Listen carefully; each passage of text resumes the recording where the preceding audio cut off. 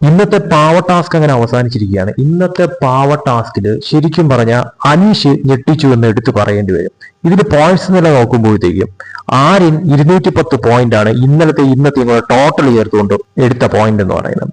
അനീഷ് രണ്ടാം സ്ഥാനത്ത് ഇപ്പോഴും നിൽക്കുവാണ്. 180 പോയിന്റ് അനീഷ് ഇന്നലെ ഇന്നും കൂടെ ചേർത്ത് രണ്ടാം സ്ഥാനത്ത് തന്നെ അനീഷ് നിൽക്കുവാണ്.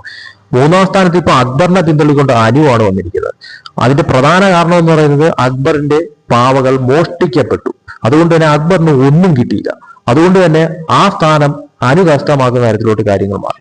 ഇതിൽ അനീഷ് ശരിക്കും പറഞ്ഞാൽ ഇന്നലെയും ഇന്നുമായിട്ട് ഹൈലൈറ്റ് ചെയ്ത് പറയേണ്ട കാര്യം എന്ന് പറഞ്ഞാൽ മാക്സിമം എഫേർട്ട് എടുത്ത് പുള്ളിക്കാരൻ ചെയ്തിട്ടുണ്ടെന്ന കാര്യത്തിൽ ഒരു സംശയവുമില്ല. കാരണം ഈ ഒരു ഗെയിമില് ഒന്നുകിൽ ആര്യനോ അല്ലെങ്കിൽ അക്ബറോ മറ്റാരെങ്കിലോ ആ ഒരു തരത്തിൽ നേടുകയോ അല്ലെങ്കിൽ ഒന്നാം സ്ഥാനത്ത് രണ്ടാം സ്ഥാനത്തൊക്കെ വരത്തുള്ളൂ എന്ന് വിചാരിച്ചെങ്കിൽ ഇന്നലെയും ഇന്നുമായിട്ട് അനീഷിന്റെ പ്രകടനം മികച്ചത് തന്നെയായിരുന്നു എന്ന കാര്യത്തിൽ സംശയമില്ല. അതോടൊപ്പം തന്നെ ആ സ്ഥാനം നിലനിർത്തുകയും മാക്സിമം പാവകളെ എടുക്കാനായിട്ട് അനീഷിനെ സാധിക്കുന്ന തരത്തിലോട്ടും കാര്യങ്ങൾ മാറി. ഇനി നാളെയാണ് ട്വിസ്റ്റ് എന്ന് പറയുന്നത്.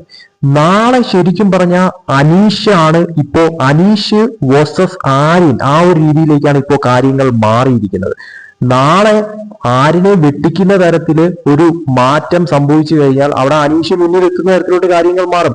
നാളെ കൊണ്ട് വീക്ക്ലി ടാസ്ക് അവസാനിക്കുന്ന തരത്തിലോട്ട് കാര്യങ്ങൾ മാറും. സോ നാളെ പ്രധാനപ്പെട്ട ഒരു ദിവസമാണ് നാളെ എന്ന് പറയുന്നത്. അതുകൊണ്ട് തന്നെ നാളത്തെ ദിവസത്തെ ടാസ്ക് എന്താണോ ആ ടാസ്കിലെ പ്രകടനങ്ങൾ അത് തീർച്ചയായിട്ടും അനീഷിനും ആരിനും വളരെ ഇമ്പോർട്ടന്റ് ആയിട്ടുള്ള ഒരു കാര്യം തന്നെയാണ്.